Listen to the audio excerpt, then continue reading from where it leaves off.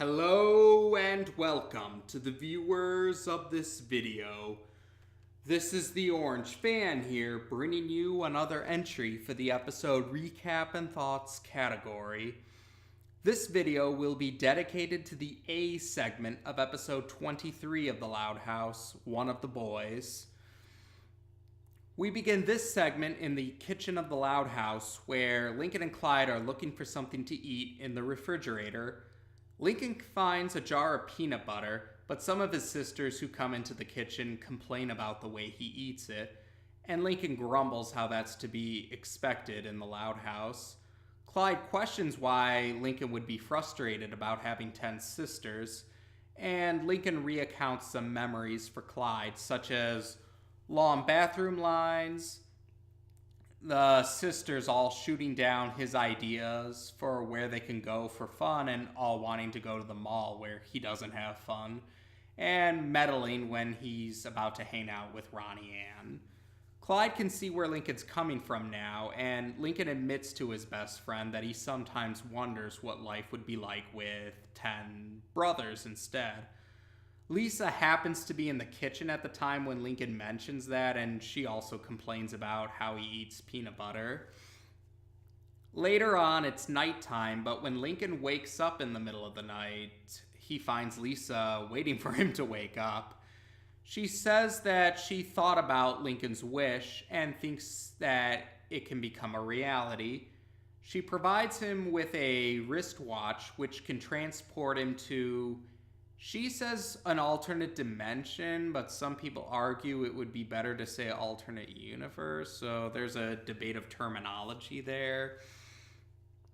And bottom line is, though, it can bring Lincoln to a reality where he has 10 brothers, but she warns him that he must return within 24 hours, a whole day, or else he'll be trapped in the other reality forever. Keeping this in mind, the timer starts and Lincoln enters the portal. On the other side, things seem to be the same at first, but then he sees that he has 10 brothers instead. The male counterparts for the Loud Sisters are as follows. Lori's counterpart is Loki, voiced by Seth Green, who also voiced Leonardo in the 2012 Teenage Mutant Ninja Turtles series, starting with Season 3. Lonnie is Lenny's counterpart, and he's voiced by Sean Astin, who plays Raphael in the 2012 TMNT series. Luna's counterpart is Luke, voiced by Greg Sipes, who's Michelangelo in the 2012 TMNT series. Luann's counterpart is Lane, voiced by Rob Paulson, who voiced Donatello in the 2012 TMNT series. He was also Raphael in the first animated series for TMNT as well.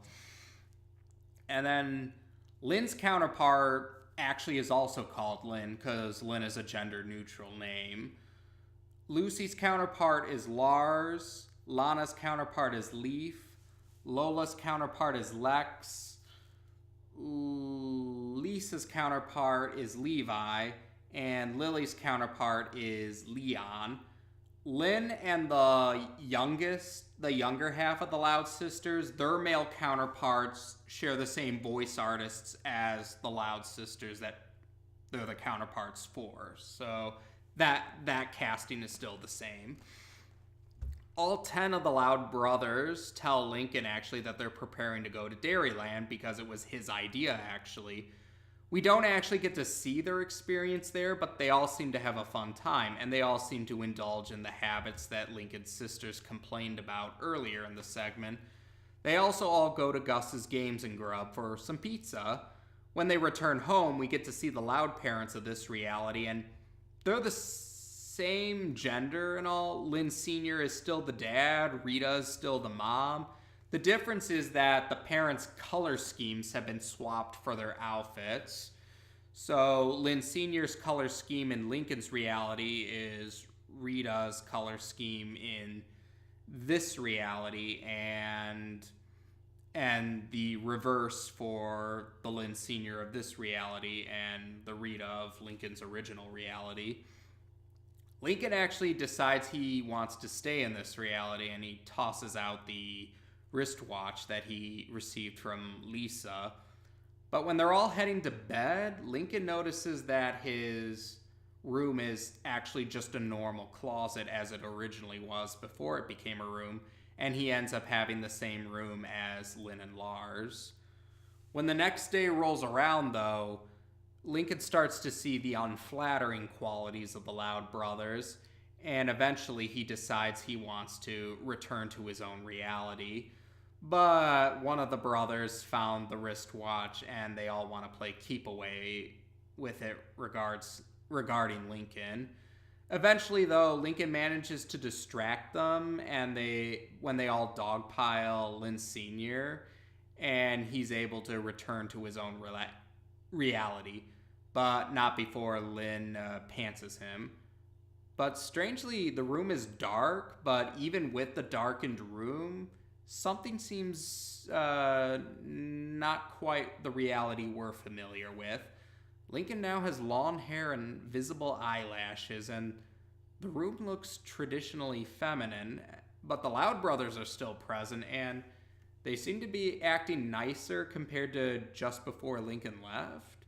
But actually getting a better look around, Lincoln finds out that he's actually become his female counterpart, Linka, and he screams in horror that he's in the wrong reality, only to wake up in the normal reality. It turns out it was all just a dream. The Loud sisters come in after hearing Lincoln scream of despair, and they all try to cheer him up, and Lincoln says to himself that he won't complain about having sisters again. But then when Lenny thinks that Lincoln dropped his watch, thinking it was the wristwatch that Lisa gave him in the dream, he panics and ruins it, but it turns out it was Lori's watch, and she insists that Lincoln will pay. But she means literally paying with money, not some kind of beatdown or roughhousing or what have you.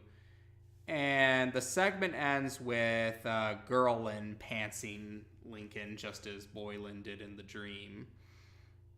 Now, looking through a lot of thoughts from other people regarding this segment, a lot of people actually apparently didn't like it very much, but personally, my main grievance with the segment was really more that I feel they tried to cram too much in too little of a time frame.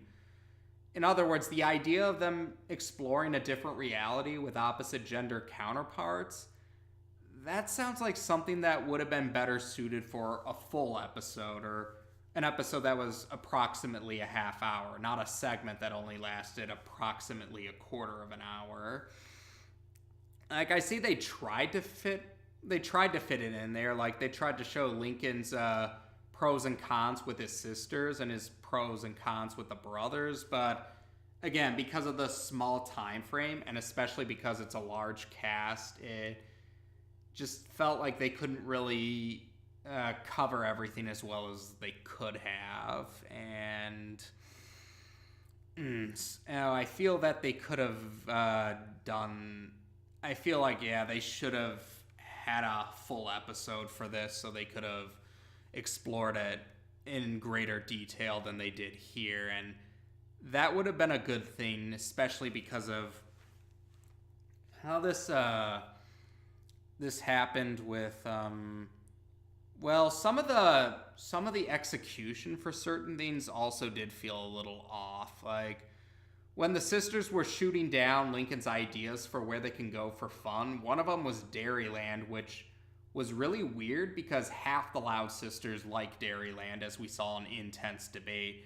And another segment showed Lana, who was one of the 5 who liked Dairyland, also was willing to go there. Toads and Tiaras, where she agreed to Lincoln's plan of impersonating Lola so they could go to Dairyland as the prize. And it seemed like that was just done for the sake of, give Lincoln more reasons to want to have a spend his time in a reality where he has brothers instead. And that leads me to another thing that kind of I didn't really agree with was the segment tried to portray the Loud. It felt like the segment tried to portray the Loud brothers as worse than the Loud sisters with how they acted towards the end of it. And even some fans started to view that too. They were like, oh, the Loud brothers are so much worse than the Loud sisters. And watching the segment, though, I didn't get that impression. And I was like, I don't understand why they were trying to say that the Loud brothers were worse than the Loud sisters. Because it's like, at the beginning, when Lincoln was in this other reality, he got along with them just fine. And some people were like, oh, they were just baiting Lincoln with how nice they seemed at first, but they really weren't. And it's like, why would they bait him? I mean, as far as they knew, Lincoln was always with them in this reality, so they had no reason to deceive him.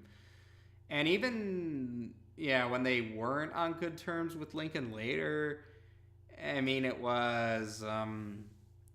didn't strike me as, it wasn't nice by any means, but at the same time, it didn't strike me as the worst that Lincoln's ever been put through. I mean, to me, it just came off as typical sibling not always getting along behavior. And some might say, oh, but they gained up on Lincoln. And it was like, the Loud sisters have gained up on Lincoln too on occasion. This isn't really...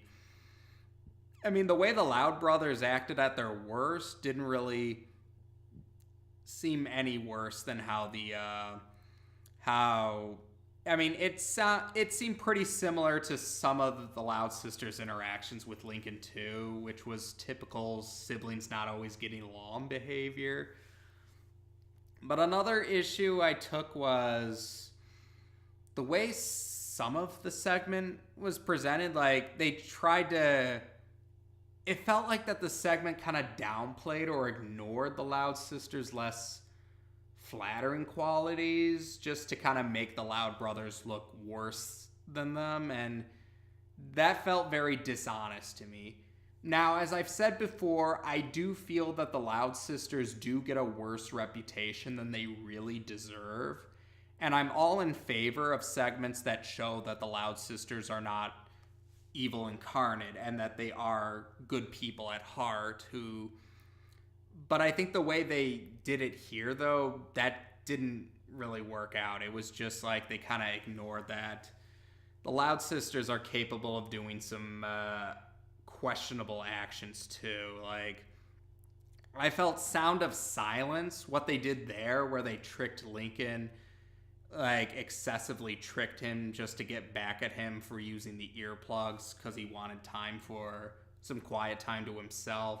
I felt like that was worse than what the Loud brothers did on their worst here. And there are some other segments in the future where, again, I feel like the way the Loud sisters acted came off as worse than how the Loud brothers acted here. And again, that's, again, why I feel like them saying, like, oh, the sisters aren't as bad as the brothers. It felt dishonest, and, again, it doesn't do the sisters any favors because it feels like it's dishonest about how they can be. And, like I said, please don't misunderstand me. I do feel that the Loud sisters really aren't bad people at heart, and I do think that they do get a bad reputation that exceeds... that their reputation is worse than what they actually are. But at the same time, I think some fans do have a point that the Loud sisters have gotten away with some pretty questionable actions and aren't really made to pay the consequences for them here. And yet the Loud brothers, I mean, yeah, it wasn't nice how they acted, but again, it's like, how is this worse than what the Loud sisters did in Sound of Silence? I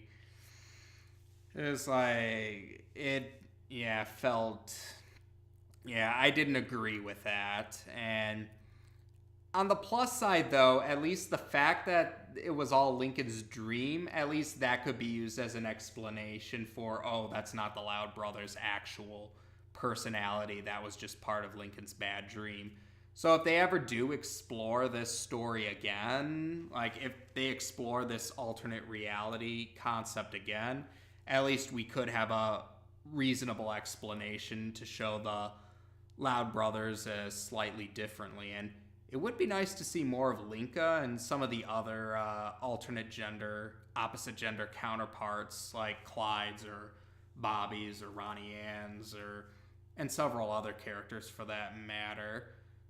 So, oh, and while I'm thinking about it, this is the first segment where Colin Dean takes over as Lincoln, and I really did notice it.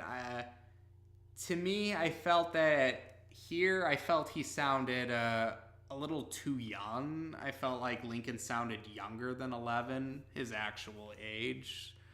But it gets better with time, as I feel Colin Dean's voice sounds more appropriate, age appropriate in some later segments. But here, it didn't strike me as, he sounded younger than than I feel Lincoln was supposed to be. But otherwise, as for the segment itself, I don't dislike the segment as so many people, or at least some more vocal fans do. But at the same time, I feel like that they tried to cram too much in too little of a time frame. And I kind of do feel that they were a bit dishonest about trying to portray the Loud brothers as worse than the Loud sisters. Like, everyone's going to have their pros and cons, but I think they tried to downplay or ignore some of the sisters' less flattering qualities just to make the brothers look worse in comparison. But at the same time, I think if they were to explore this idea again, I think they should go for a full episode, and I do think that and I do feel that the All Just a Dream ending was actually a good call, because it does allow a chance for the Loud brothers to portray more, a more accurate representation of their personalities. And there's a lot of neat ideas with it. I just feel like, it could have been done better is what I feel they could have done for this segment. And as to be expected, we'll discuss the B segment next. Take care, and until next time.